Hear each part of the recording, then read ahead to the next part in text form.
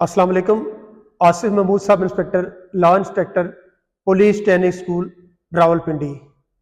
آج ہمارا lesson plan number 15 ہے جس کا موضوع ہے کہ کارروائی بصورت پیش کرنے رشوت بمطابق پولیس رولز 1934 باب نمبر 14 اور فقرہ نمبر 32 میں اگر کسی پولیس افسر کو یا پولیس ملازم کو کوئی رشوت پیش کی جائے، رشوت کی پیشکش کی جائے، تو اس کا یہ فرض ہے، اس کا یہ کام ہے کہ وہ فوراً اس بابت اطلاع افسران بالا کو دے.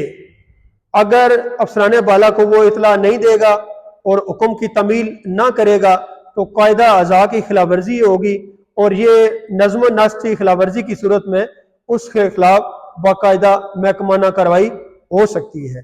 رشوت کی پیشکش ایک فوجداری جرم ہے، اور جن واقعات میں آلات سے یہ اندازہ ہو جائے یا ظاہر ہو جائے کہ شخص رشوت دہندہ کے خلاف فوجداری استغاثہ دائر کر کے اس کو سزا وغیرہ دلوائی جا سکتی ہے، تو ایسا کرنے کے لیے ہر ممکن کوشش کرنی چاہیے.